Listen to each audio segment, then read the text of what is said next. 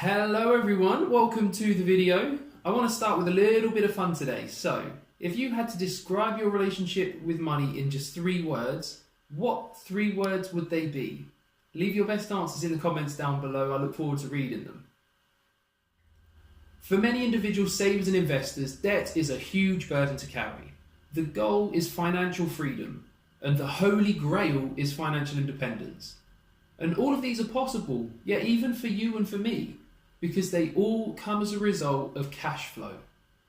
I've talked about cash flow loads before, so I'm not going to go into that again, but very simply, cash flow is the difference between your income and your expenses.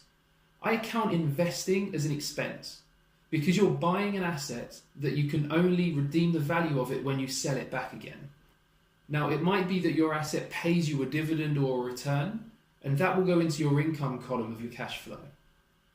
But don't get me wrong, investing is still one of the best expenses you can hope to spend on.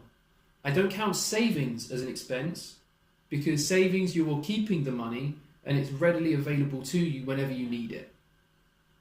In a hypothetical situation, say you receive £1,000 per month, but you spend £1,050 per month. You have negative cash flow. Starting with £1,000 on day one, you need to borrow money before the next payday. For this instance, we'll call it a 1-month loan or a payday loan. So in month 2, you have the same income, but you then add £50 borrowed to your expenses. And if interest is applied, that 50 could now be 55, which makes your expenses £1,105. So you're now £105 into negative cash flow. If this example isn't managed, by month 5, you're borrowing 30% of your total income. This is a debt spiral, and most people who gradually fall deeper into debt have been a victim of this negative cash flow problem. In order to stop a debt cycle in its tracks, you need to bring the cash flow to a balance. This will need drastic increases in income and/or reductions in expenses. In the example before, in month 5, I'd need to reduce other expenses and/or increase the income to a value of £304 to avoid borrowing in month 5. At this point, your debt will have been repaid, so your expenses will drop suddenly. Slowing a debt cycle means partially reducing the expenses or increasing the income, but by less than the £304.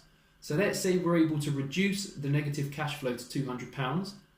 That means you're able to pay off the £304, but need to borrow £200. That will make the next month debt expenses £220, which is £84 less than the previous month. By month 4, you will have reached positive cash flow. Obviously, these aren't real-world examples. They're just used to simulate how negative cash flow lends itself to more debt, and a positive cash flow can reduce debt. We have been discussing improving cash flow in my other videos, so I will link them in the box in the corner and I'll put a link to them in the description. When you've got no debt and positive cash flow, the goal is financial freedom. Now, this doesn't mean you're firing your boss just yet, but what it does mean is you don't have to worry about spending because you know you have a surplus of cash available and you're in charge of your cash flow.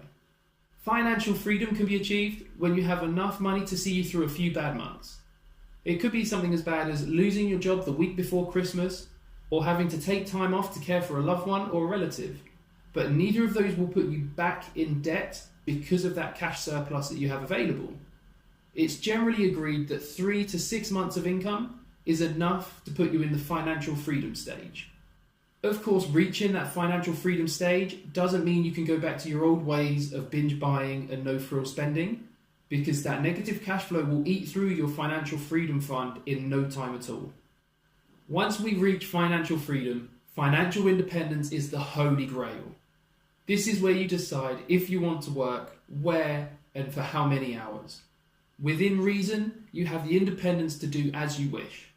In order to become financially independent, your expenses need to be paid for by the income provided by your assets. Now, there's 2 ways of doing this. The first way is to have an enormous stash of assets paying a ridiculous sum of money every month to fund your wildest desires. This requires a large pot of assets and high expenses. The more attainable and sustainable way of achieving financial independence is to reduce your expenses so that a smaller pot of assets can fund them. You'll no longer be reliant on a paycheck. Any work that you do will be your recreational spending money. So let's say you had expenses for necessities of £10,000 per year. This isn't impossible when you consider you're not paying rent, a mortgage or car finance. Using a really conservative estimate, £350,000 would be enough to ensure you never outlived your money. Using a slightly less conservative estimate, £250,000 would ensure that you never outlived your money. Any extra income that you decide to earn, that will be your holiday money, your night out money, your shopping money. But you'll never be reliant on a paycheck again, and you decide if and when you work based on the wants of your family. The key to this vision is consistency in keeping a positive cash flow. When you're in debt, you want to use your positive cash flow to clear your debts faster, and when you're out of debt, you want to use that surplus to purchase assets that are going to help you to fund your future lifestyle. In the future, I do want to spend more time focusing on building assets in the UK, but at the moment, I want to be hyper-focused on helping people clear their debts. So my next video is going to be a wealth insight into a really fascinating subject. I wonder if you can guess what it is. It's something that we all have and destroys the hopes and goals of most of us. Let me know what you think it could be. Until the next video, look after yourselves and I'll see you soon.